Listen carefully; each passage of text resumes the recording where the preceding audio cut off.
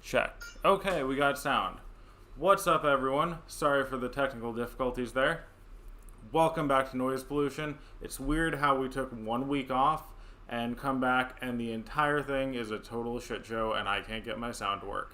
Anyway, now we're back. It's the only live rock and roll therapy session available every Monday, except on holidays, on Twitch. I'm Josh, and man, we've got an amazing show planned for today. We've got Jade and Hunter from AFI here. They're one of my favorite bands of all time. They're one of your favorite bands of all time. I have to imagine they're one of everyone's favorite bands of all time. They're here to talk about their new album that's out this Friday. It's called Bodies, but we're also going to talk about a whole bunch of other stuff. And for the second half of the show, we'll be taking your questions, so make sure that you put them in the chat and we can ask them live on air. I know some of you had posters of these on your wall growing up, so make sure you take advantage of this opportunity and send the questions to my producer Matt at Permanent Magikarp. If you're here, you know the drill. You send them to him, tag him if you can, put him in the chat. He'll see as many as he can, and he'll send them to me to ask. We're going to keep the questions going for the whole show today, so send him everything and anything you want to know or that you can think to ask Jade and Hunter, and we'll try to get to as many as we possibly can. Without further ado, let's get right into it. Jade, Hunter, how's it going? Hello. Hey. Cool. So thanks for joining us. Thanks for putting up with me figuring out how to get the microphone to work again. Yeah, we got there. Exactly. You know, that's the important thing. Is it's not rock and roll if we're not a few minutes late at least. So you're here obviously because you got the new album coming out this Friday. You know, what should people kind of look forward to, and you know, what should people expect from it? I mean, it's music, so we just want people to enjoy it. I mean, it's simple as that. It's another sort of departure for us, so we expect that. But we've had more than half the record out already, so people kind of know a little bit what it's about. And so, yeah, I just hope people get into it. Absolutely. And as you said, there's already been a handful of songs out. I mean, people kind of know what the new sound is. What was that like, and what was that decision to kind of drip the songs a couple at a time over the last couple months instead of just, you know, maybe one single and then saying, hey, go listen to the album? I mean, it's, last year was kind of a weird year, and we had these touring plans that were sort of infinitely pushed off into the future. And I think it was kind of a decision of a way to sort of, sort of tease our music out, spread it out over time, in lieu of the normal concerts that we might be playing, and get people excited about the record. Absolutely. And I mean, I'm sure at this point you've seen the reaction to at least a few of those songs. I mean, you know, how do you think they're resonating with people? And you know, what have kind of you heard as feedback on those first handful of songs? I'm pretty happy with it. When I listened to this record back before we started releasing any of the songs, I was feeling this is like a strange record, even for us, and I really didn't know how it would be received. And I'm pleasantly surprised at how people are accepting it. You know, obviously it doesn't sound like anything we've done. There's always that aspect of AFI that will always be in there, but it's, you know, we're doing things on this record we haven't done yet, so it's gratifying to see that people are giving it a chance. Absolutely. And it seems, kind of speaking of that, it seems like AFI has always been changing and evolving, you know, where it really started off as a hardcore punk act and, you know, kind of went through that third wave emo phase in the 2000s. And now, you know, it's big, you know, theatrical kind of rock and roll that's changing and growing on every album. What's it been like to, you know, kind of have that evolution and to really be able to see album by album and stage by stage how you've grown as a band? I mean, we're inside of it, so it's a little different. Our experience, you know, it seems very natural, I think, and organic for us. I don't know how it seems as a fan. It's probably like sometimes a little confusing, but it's been a very artistic progression. This is just who we are as musicians, and you know, obviously, if we were still playing the same music that we were playing 20 years ago, I don't think we probably wouldn't be a band anymore, because we wouldn't really feel artistically fulfilled to be doing that and never having progressed. So every time we put out a record, we're just taking a chance, taking a shot at doing something new, hoping people are going to come along for the ride with us. And luckily, our fans have been incredible our whole career, and they have come along for the ride. Of course. And as we spoke about just a little bit ago, you've got fans now who have been fans for 15, 20 years at this point. I mean, what's that like to see the crowd kind of grow, where maybe some of the next generation comes in, but also those original fans are still there a decade or two later? Yeah, I mean, I was thinking the other day, I was talking to Adam about this, but it's weird to think about a kid or like a teenager that's discovering AFI for the first time. The reference points for music and for like what we do, they're going to be so different than ours. Like, I wonder how they view a band like us, because what we consider like punk or rock, or coming from a different perspective. And so like, it's just interesting to see, as this band has been together for 30 years, as new people discover it, like, what do they think of AFI? Like, what you consider AFI now is what people considered 20 years ago is so different. It's probably confusing, but what I just said, but I was tripping on it. No, I think it makes sense, because someone whose first introduction to AFI comes from the last few albums might listen to Black Sails in the Sunset or something like that and be totally baffled by who the band is.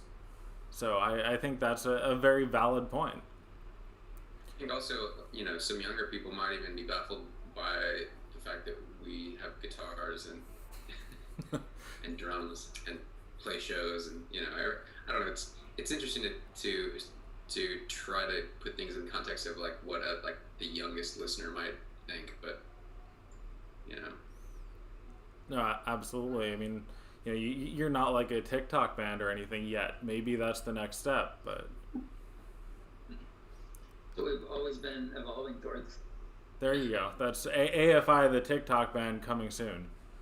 And one thing that I've personally wanted to ask about is that you guys mix up the set list on each show seemingly from like all over the place, where obviously you have the core songs that you're going to play on each tour, but especially when it comes to like, deep cuts and old songs and things like that, it really seems to depend from show to show what you're going to play.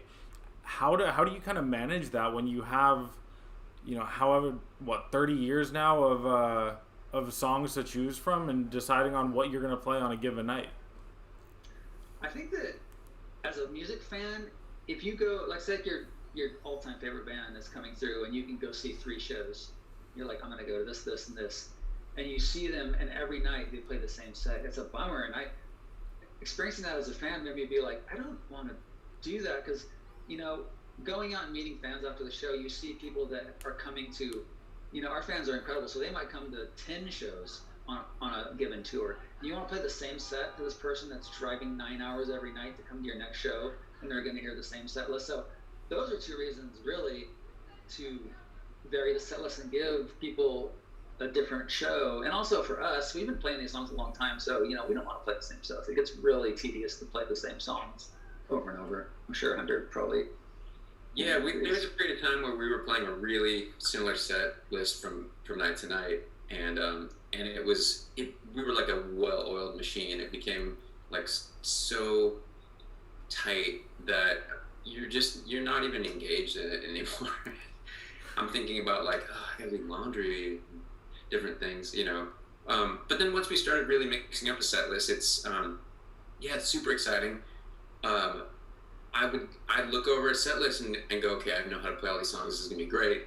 And then during the actual show, the lights would be too dark to read the set list, and then the lights would come back up, and I'd see a song that I hadn't noticed before, and it's one we maybe hadn't played in 3 years, and suddenly I'm on my toes. And for 20 years. Yeah, and I'm thinking, I'm like as engaged in the song as you could possibly be. So it's a lot of fun for us too. No, absolutely. But luckily, making the set list, like the day of the show, maybe 4 o'clock in the afternoon, I'll like text like everyone and be like, hey, let's play the song that none of us has even listened to in 15 years. And like, luckily everyone's so accomplished that it'll be like, yeah, give me 20 minutes and I'll learn it. And then we play it that night. And we haven't played this as a band together probably since we recorded it in like the year 2000.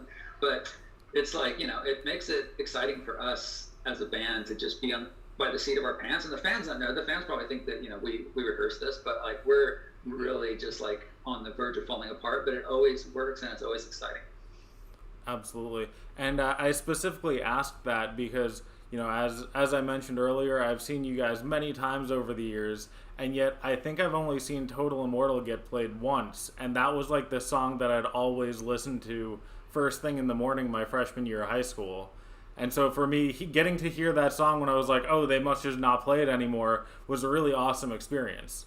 And I feel like not a whole lot of bands do that, where, you know, you get these deep cuts and these old cuts that aren't necessarily like, oh, we're playing this whole album, but just, you know, kind of randomly mix in different songs. So I appreciate that as well. Although I wish you'd played more when I was there, at least.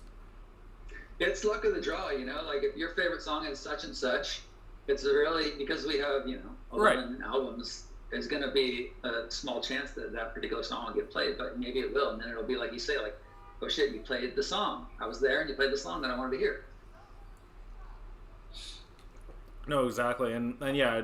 It's always a great experience to see you, but that time was a little bit extra special for me. And one thing that, you know, at least in my opinion, I feel like has really helped the band both diversify and also possibly stay together over the years is that everyone in the band's never been shy about having kind of side projects and working on other material outside of AFI. You know, what's that kind of like to balance that? But then at the same time, it seems like it's never really cost AFI any time. Like, you've always put out an album every few years. You know, you've been on tour consistently. So how does that kind of work where people are able to go and do their own things but still kind of come back to the band and make it all work together? I think for all four of us, the AFI is always the priority. You know, we are able to all do our own thing, but AFI is the thing that we all is like the centerpiece of our lives, you know, and it's been something that we've been doing for the vast majority of our lives. So I don't think any of us want to marginalize AFI because of some side project we're doing or some, you know, side endeavor. Absolutely. And agreed. Hey, you know, sometimes that's all you got to say. And I was like, fuck AFI. He's like, actually, I care way more about this side project. I just can't tell you guys. And I think yesterday was the 15th anniversary of December Underground. You know, what's it like to look back on that album and to kind of be able to revisit it a little bit and see where it was in the band's history and kind of where you've come since then? I mean, I haven't really revisited it because I'm very familiar with it. So I didn't be like, man, December Underground. I don't even remember that. Let me throw it on. But to think back on that record, it's funny because it was really successful, probably our most like commercially successful record. But definitely when we were writing and making that record, I don't know. I personally didn't think like, oh, this is a shoe-in. This is gonna be a smash. This is gonna be great. Like every record, I was like, oh man, I don't know if people are gonna like this. Like, you know, which I think on every record from Black Sails on. So, in retrospect, it was successful, but at the time, if it would have been a total failure, I would have been like, I knew it. I knew it was going to fail. I mean, I think it's the only #1 album for AFI. I could be wrong, but I think I saw that. Yeah. That's wild. Yeah, I mean, just to have, I wouldn't say only #1 because just to have a #1 record at all as a band like us that came, you know, was a punk band, hardcore band, is incredible. To have the #1 album in the country, like that even happened is insane. And so, you know, I'm just glad that we did a lot of things on that record that, you know, we had never done before, like playing Saturday Night Live and having a #1 song and all that stuff. It was just really incredible time to experience all these things that we got to do that, you know, most people don't get to do. Absolutely, and I didn't mean it as a slight that it's the only #1 record. It was just, to me, exactly. I look at it and I'm like, man, really? Like, but no. You know, what's funny? You know, what's funny is that like Miss Murder, which was, the first single and really probably our most successful song we've ever released. When we were recording that record, Davey and I both were like, I don't really like the song. Like, we shouldn't put this on the record. Like, there's better songs. Like, let's leave this one off. And like, we were not too hot on that song. So I'm glad that cooler heads prevailed. There you go. It must have been all Hunter then that just wanted it on the album. I love Miss Murder, my favorite song we've ever done. I mean, it must go on the record. It's one of the few songs that has a bass intro, so I was like, listen, it's gotta go. I was gonna say it's got a good bass part, for that everyone knows at this point. I feel like so. Very cool. And speaking of kind of that time period with December Underground, I know, Jade, we talked about this a little bit before, but I'm a Long Beach guy, and so I always like to talk about Long Beach when I get the chance. You did the Live from Long Beach Arena, DVD and live set. What was that like to put that together? And, can you kind of think back on the show and what was that experience like as one of the biggest rock bands in the world at that point in time? I mean, it's hard to remember many details, at least for me, about that show, because like any show, it just happens so quickly, and you're in the moment, and then it's over, and you're like, whoa, what happened? But like luckily we have the DVD, and what's interesting is my now wife and the person I've been with for 16 years, like I had just started dating her, and her dad actually did the color on that DVD, and he didn't even, I don't think he knew they were dating, so it was like a weird, little bit of trivia, but for me, it was an incredible show. I do remember it being incredible, but like I say, it went by in a flash, and so I don't have like that many memories about it. Absolutely. Yeah, I remember because we were filming. I remember thinking like, I have to try whatever I got to do to not eat shit on camera. That could have been a really memorable moment, though, if you did. Yeah. Yes. And then my final question about December Underground, before we get to some of the fan questions, because we already have several of them coming in, but is, going from that time period of, having Sing the Sorrow and, December Underground, was there, what was it like to kind of see that trajectory? Did it feel weird to be in a band that, had, been kind of this underground hardcore punk thing for so long, and then all of a sudden it was like, oh shit, everyone knows who we are, and we're on Saturday Night Live and we're all over the place at this point? I mean, not really, because it would have been a very natural progression for us. We weren't one of those bands that was like, we start and then a month later on our first record we're huge. Like, we had been getting steadily bigger and more people finding out about us all the way through every record, basically. And then by the time December Underground came around, it wasn't like we really catapulted from one level to the next. So it really didn't feel like, and we were in our late 20s, I guess, early 30s, I don't remember, but we had good heads on our shoulders, so we weren't tempted to go insane with this new level of popularity or, whatever we had at the time. So we took it all very much in stride, but we were very thankful and very happy to every new thing that we accomplished. We were very happy for it. Very cool. And then we'll take a handful of questions from Twitch right now and then get back to a few others. The first question, and we actually have a few people who have asked this, is, do you like wasabi peas?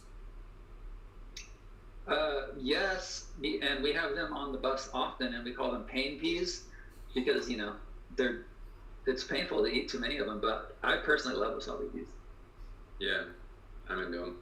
There, I figured that was the case because it'd be a weird question to ask without a story behind it. How do people know that we eat wasabi peas? Don't bring them to us on tour, please, because if we have too many, then it's just going to be it's going to be painful for us to have too many pain peas. Exactly, painful amount of pain peas. Yeah. And not Josh Lowe wants to know, or wants you to do a little show and tell of the wall behind you, Jade, because he thinks it's very interesting. Okay. The one there on my right is a gold Canadian album plaque for Sing of Sorrow. This is a platinum Canadian plaque for Sing of Sorrow. This is Platinum US for Sing the Sorrow. This is Platinum US for December Underground. That is Gold for Australia for December Underground. And that is Gold for Sing the Sorrow US. There you go. And then I presume, Hunter, you just got those all like in your closet stashed away. I had them up at one point. Now they're all stacked together, waiting for another wall to go on at some point. There you go. Yeah. I do have my my MTV awards sitting on my toilet though. That's a good spot for it. Yeah. And the next question comes from Heather Hope, who wants to know what inspired the album art for Bodies. I feel like Dave E. maybe had a vague idea for that, and he kind of like told the artist guy we work with to conceptualize something like that. I think. Hunter, do you remember? Yeah, that seems right. I mean, It was Dave E. Definitely came Dave E. Havoc. Dave Havoc. Entertainment Havoc. Yes. Yeah. Charles Entertainment. Cheese. He had some sort of concept, and I think that's where it started from. There you go. And the next question, we'll just take a couple more from Twitch real quick, is from Viz Sarah, who wants to know what's been your favorite video to shoot? All time? I think all time. I mean, I would say Silver and Coal, because we got to go to Prague just to shoot that video, and it was like we got to drive around with a stunt driver on the streets of Prague and run around, and it was like just kind of like a fun little vacation, and I just have good memories of that video. Most of our videos, we end up like in some really uncomfortable situation with like makeup or paint or something on us, and this, like that was one where we didn't have to do any of that. So yeah, Girls Not Grey was brutal. I mean, I imagine as far as video shoots go, like that when we were all covered in black, that was actual black paint, and every time we did a take, we had to put another layer on. It was, ugh. That's wild. I mean, obviously.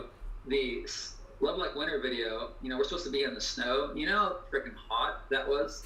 It was like being on the surface of the sun because, we're lights, and then that snow is like this fake snow. It's basically like insulation, and we're wearing all these clothes. It was so hot. There you go. I mean, both of those videos worked out well, and the production value on them is obviously great, but understandable why you wouldn't necessarily want to do it again. Yeah, I mean, I'm not complaining. We get to make music videos and do rock music for a living, so. There you go. Yeah. It could be worse. Could be worse. And the next question is, what song off Bodies are you most proud of? I mean, I really love Tied to a Tree. I like all the songs, obviously, or else we wouldn't have put them on the record, but that one, to me, I would hope so. Something special about that one for me.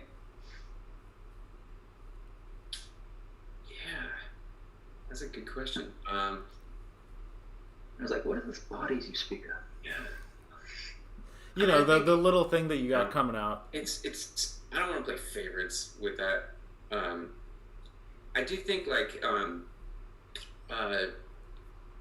really like how different Dulceria is, and it's allowed me to play our music for people who some people who otherwise wouldn't even want to like listen to anything rock, some relatives and such. But but yeah, I don't know. There's a lot of really cool songs that I'm really happy with how they came out. I remember the first time that my grandpa became aware that I was in a band that was having some success. My mom was like, "Hey, you should listen to Jade's band," and he's like, "Does it have drums?" And I'm like, "Yeah." He's like, "I don't want to listen to it." Like, okay, fair enough. There you go. I remember the first time I heard Dulceria, and I was like, "Is this the sound that they're going with on the rest of the album now? Like, is this what the direction that AFI is going into their journey to become a TikTok star?" But it's definitely a different take on the band. So. You really want us to become TikTok stars, then? I just figure we established it earlier. I'm gonna keep running with it. We got the next half hour to launch the TikTok program, so. All right. And we'll take one more from Twitch for now, and then we'll come back to Twitch questions later. The next question, which I think everyone wants to know at this point, is simply, when's the tour? There is a tour. It is being planned, and it will happen. I feel like it's not my place. Sure, it's yeah. one of our places to really announce it right now because it's not really finalized. Yeah, but no. we'll have news on it soon, very soon. Okay, that's good to know because I know a lot of people like the album's coming out. Is there shows to go along with it, especially now with everyone seemingly announcing their own stuff. Yeah. And now we will take a break from the Twitch questions to get to a segment that I know we talked about a little bit earlier, which is the relatively new segment called 6 Quick Questions That Have Nothing to Do with Your Music, in which I ask you 6 quick questions that have nothing to do with your music. So okay. the first one, and Hunter, you got to answer these. You can't just go with agreed. All right, well, we'll see. We'll see what they are. Okay, what's the one restaurant you're looking forward to going to again on the road? On the road?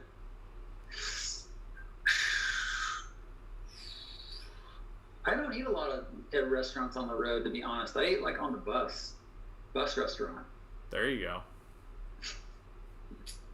I eat like Amy's meals, like microwave Amy's meals. Hey, if it works. Yeah, it's like on the road. I don't know. Some of the places that we play, it's like, I know this is supposed to be a quick question. Some of the places we play are like, there's nothing. There aren't restaurants near where we're playing, so it's whatever it is a concession. But let's just say Chicago diner. There you go. And the next question, who would you want to play you in a movie, and who would you want to play as an actor? I say Carrot Top for both questions. I definitely want Jason Statham to play me, and I have to act. Yeah, if you were going to be like a cameo in a movie, who would you want to be? Man. Jason Alexander. Yeah. I don't know. Yeah. That one's, I don't know. All good. And the next question is, what album to you is a perfect 10 out of 10? Man, that's probably a lot. Yeah. It could be any of them. It doesn't have to be like... I would say the first Weezer album. Yeah. Appetite for Destruction. Disintegration by The Cure. Disintegration. F Sharp, A Sharp, Infinity by Godspeed You Black Emperor. I mean, I could go on and on. Talking Heads, Remain in Light. Prince, Purple Rain. Yeah. Zombies, Odyssey and Oracle. Blats and Filth, Shit Split. There you go. Yeah, I don't know. There's a few. No, it's all good.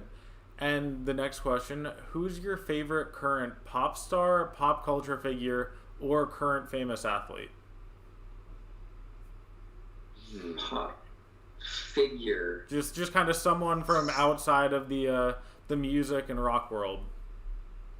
I'll say my current favorite athlete is probably Anthony Davis, even though he's got strong eyebrows. You guys both have strong eyebrows. I was so excited when I found out he wanted to join the Lakers, and yeah. There you go. All right.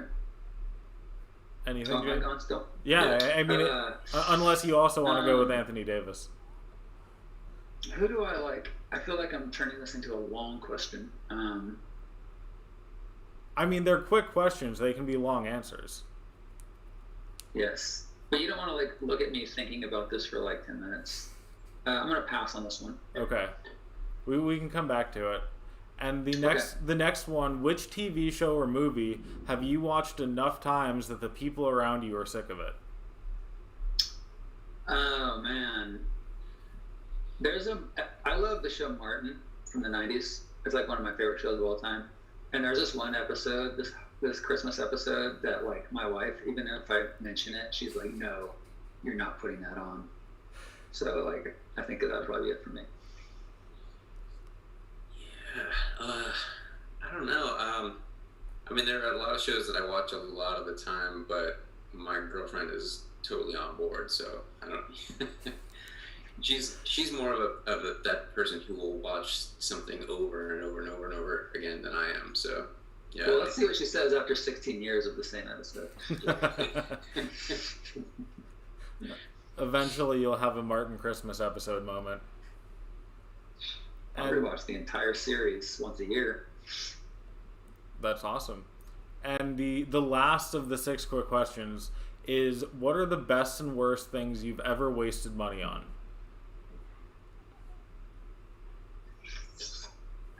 I'm a pretty simple person. I don't need a lot of things myself, so I don't have like these luxury purchases. Although I did buy a very nice suit, a Dior suit, because you gotta have a nice suit, you know? Right, you gotta have one. And in fact, when we were doing one of our music videos, we were wearing suits in the video, and someone, unbeknownst to me, steamed it and ruined it.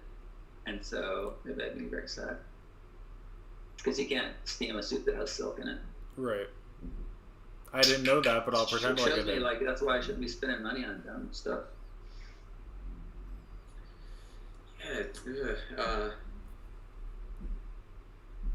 I don't know. I mean, I think most of the stuff that I've spent any kind of real money on is all just music equipment, and I don't feel like that's a waste of money. Yeah, that's kind of important. Yeah. All good. It's hard when you have to answer questions that aren't about the band. That's why we wanted to mix it up a little bit, and instead of talking about the same thing for an hour, to get in there with some other stuff. It. Make you think. You got to be on your toes with this stuff. Exactly. I could think of one pop culture person. Exactly. You can come up with by the end of the show, you'll have your one pop culture person, and I should just say Martin, since clearly I love Martin. I mean, that seems like a reasonable answer at this point. I mean, who's talking about Martin in 2021? Not enough people. Only you. He's still out there. Yeah. Very cool. Well, now we will get to some of the questions that got sent on Instagram earlier, because we don't want to, throw those away and not answer those fan questions.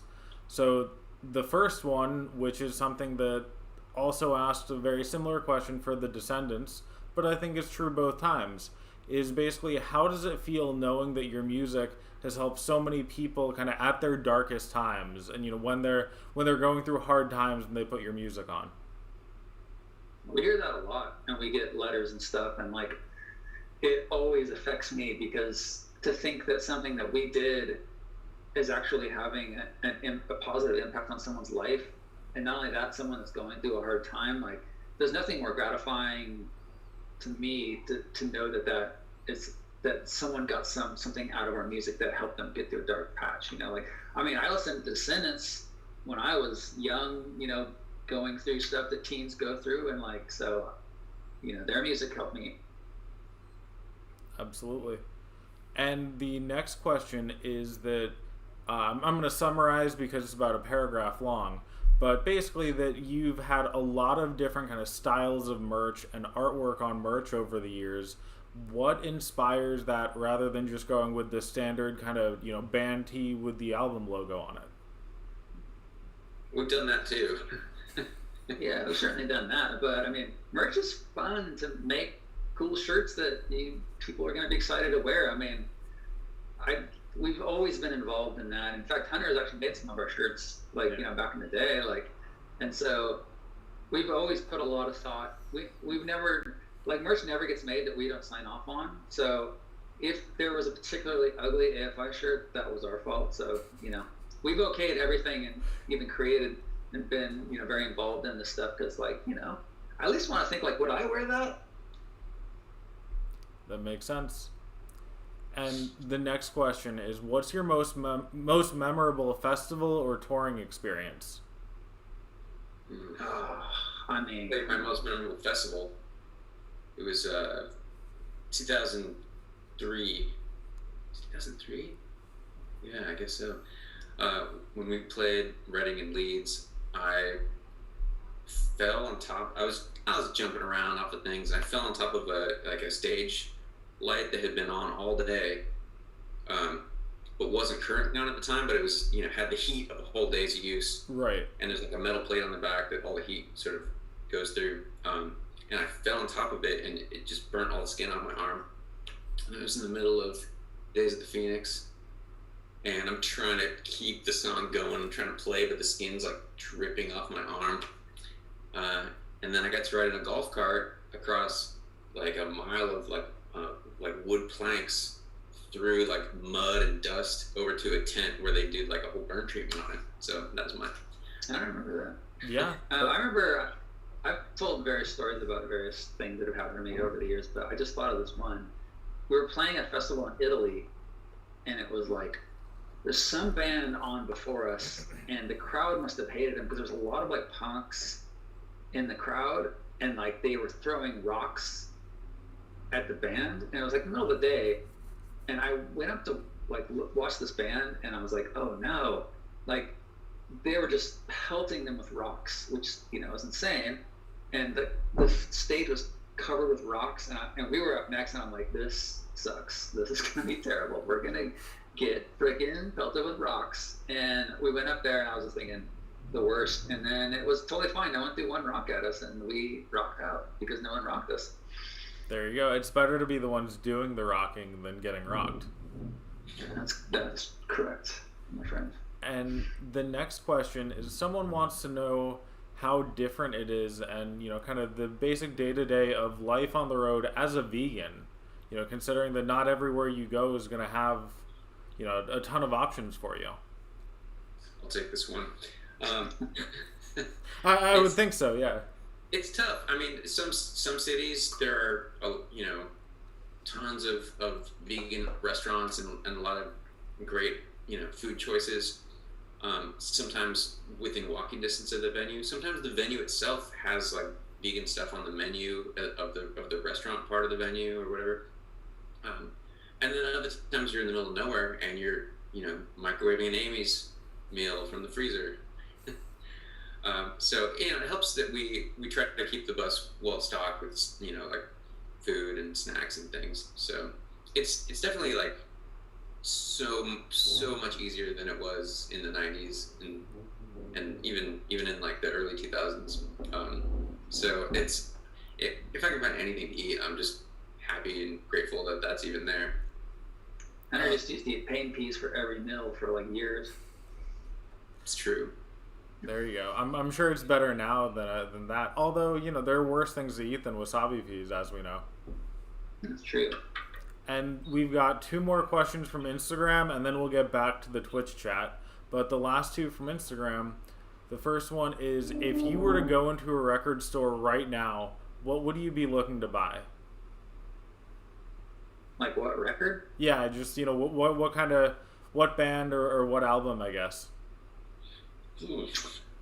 I'd probably buy the vinyl of the new Godspeed record.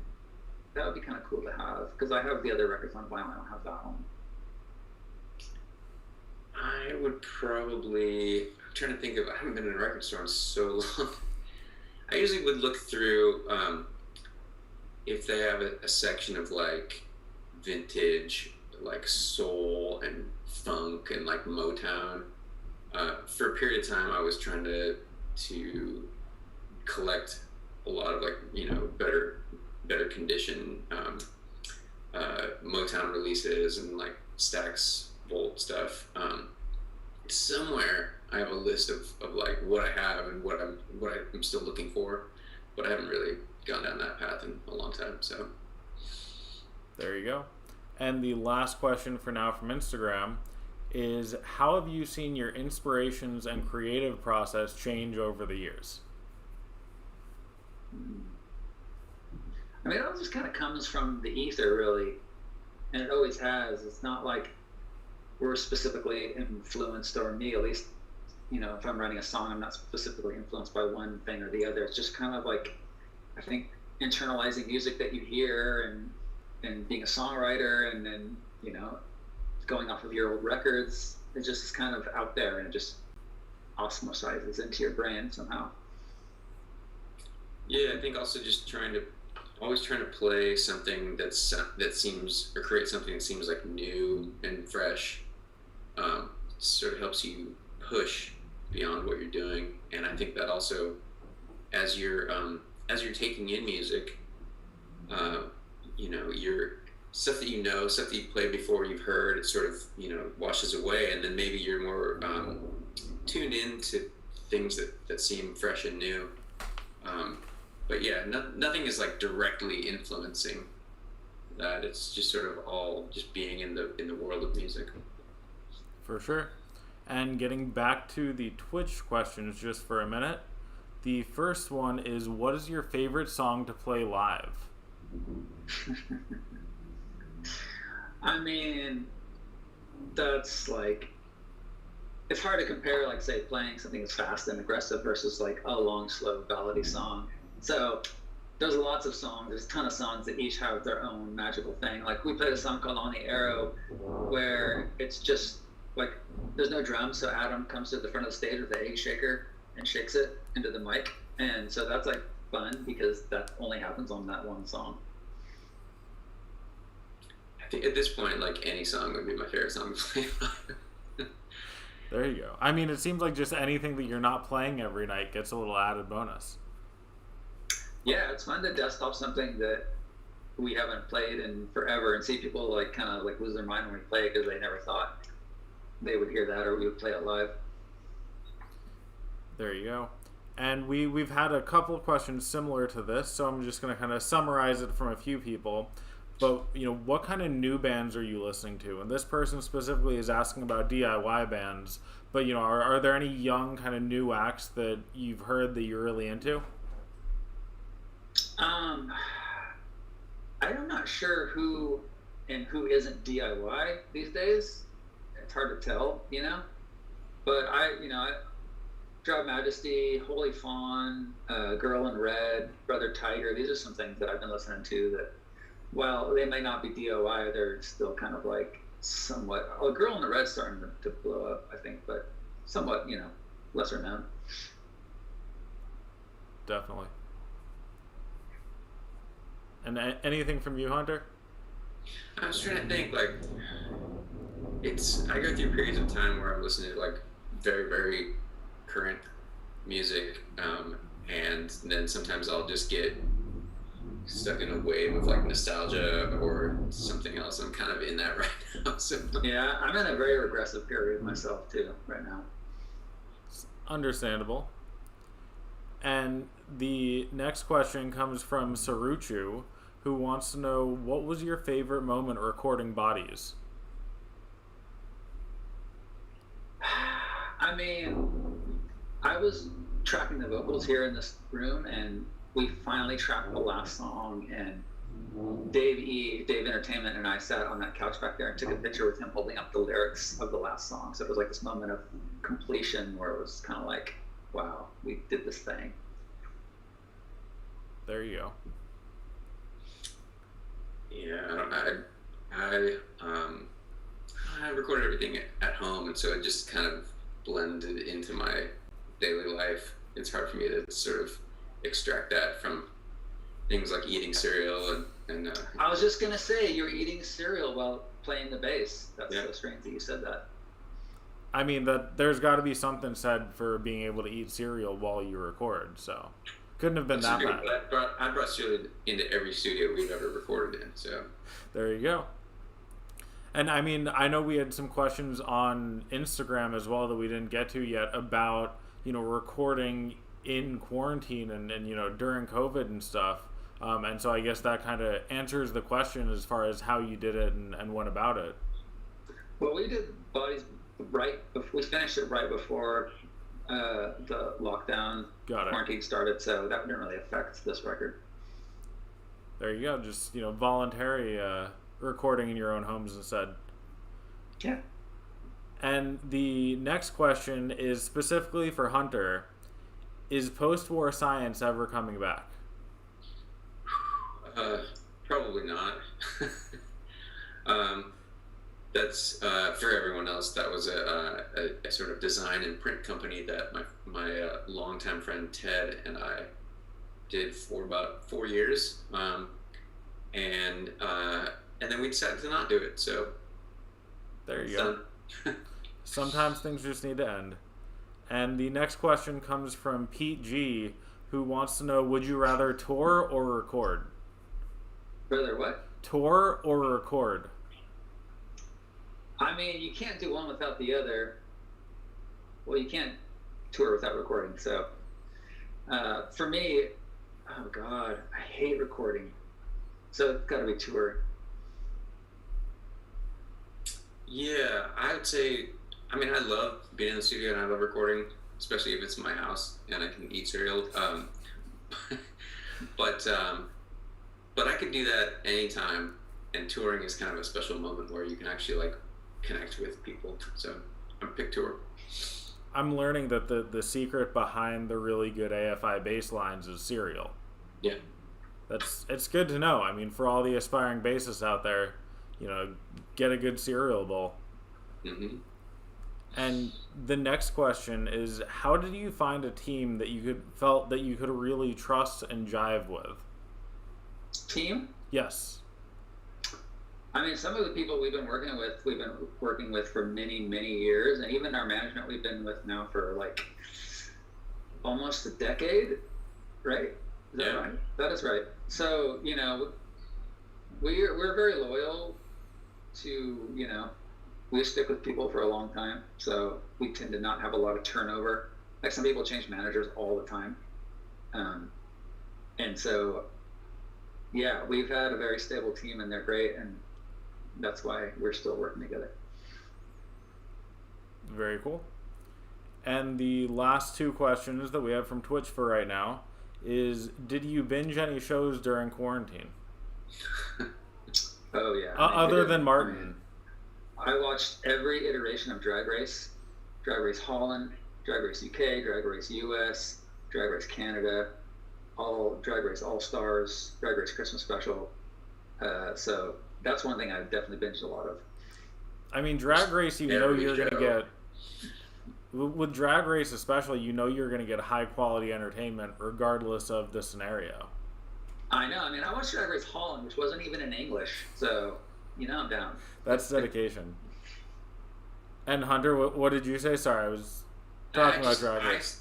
I was thinking about this the other day. I over the last year watched so many shows that it's embarrassing, and also I don't even remember half of them. They just go in one eyeball and not the other. I mean, that's a weird way to watch. Yeah, it's weird. I think that's understandable at this point, considering I feel like my wife and I have gone through the entire Netflix catalog and ended up back on the stuff we'd seen 10 years ago. And the last question from Twitch for right now is: are there any bands you would want to take on tour with you? Oh man, so many. I like to take Sloth Rust on tour sometime. I really like them. They're really cool bands. Any of the bands that I mentioned before, bands I've been listening to, I like to take any of those bands on tour.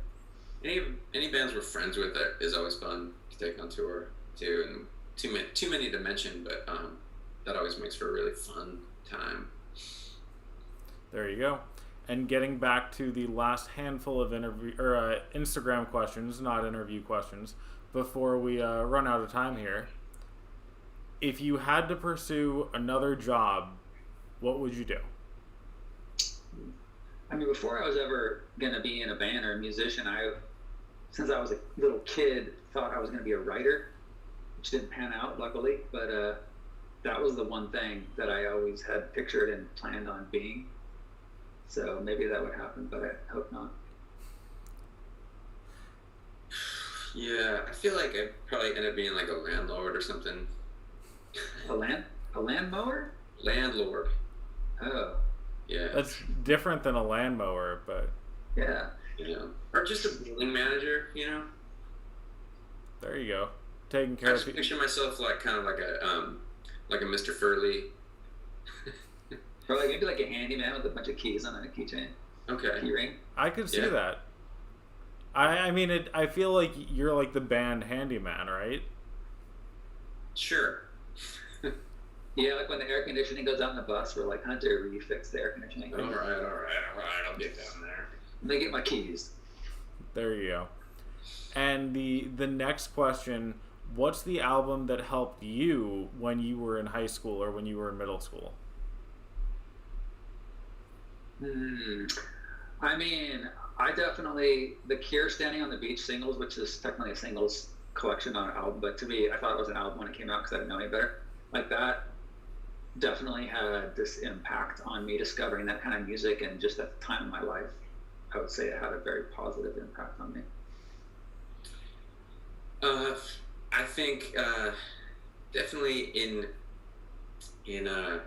those the super emotional times of high school, I turned to Disintegration, Cure, and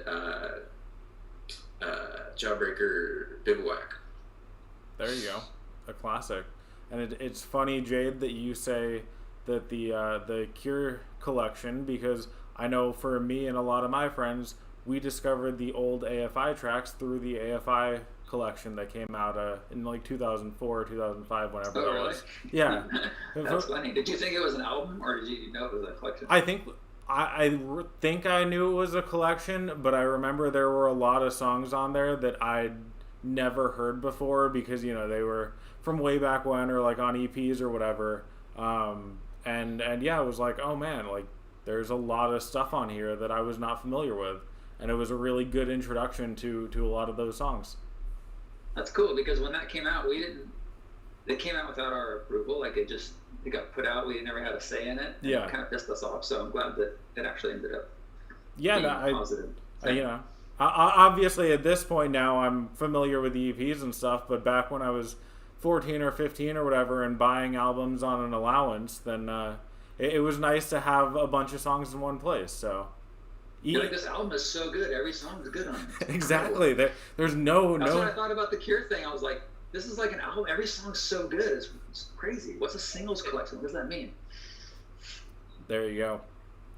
And then the last question we'll take from Instagram, since we're just about out of time, is what other bands have, I guess, aesthetics, I think that word's supposed to be, and artwork who inspires you and who you'd want to be like? I mean, like, Nick Cave, obviously, is just perennially cool. I think The Cure, Depeche Mode, bands that just still are cool and still doing great art. And,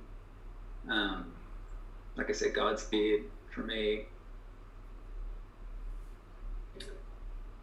Yeah, that's a weird question. I feel like we, as a band, kind of have developed our sort of style and aesthetic to such a point where we know what our thing is, and we know kind of what we think is cool, and I feel like we're always kind of reaching for that, regardless of what all the different influences and elements are that came to sort of create that. So for sure. And since we've only got 2 minutes left, Jade, did you come up with a pop culture figure? I said Martin, remember? Oh, that's right. Martin. That's right. People Okay. sleeping on Martin, clearly, even if I just said it. I gotta really start, promoting his career. That's true, and I would argue that even though I think the idea was to be someone who's super current, Martin never goes out of style, so it still works. He doesn't. Martin is eternal, and Martin will outlive us all, so, Exactly. Some things never change. Awesome. Is there anything else you guys want to share ahead of the album or for anyone watching at home right now? If you enjoyed our amazing answers to all these questions, please check out our album, and I hope you enjoy it. I'm going to say, if you really didn't like the answers to our questions, please check out our album. Yeah, it's much better than our answers to these questions. There you go. I think that works either way. So for those of you watching at home, no matter how you felt about the answers to the questions, you should check out the album. And with that said, Jade, Hunter, thank you so much for joining us. Everyone at home, thank you guys for tuning in. I'll be back next week, although not with anyone nearly as fun as these two. So, stay tuned and go pick up the album on Friday. Thanks. Take it easy, everyone.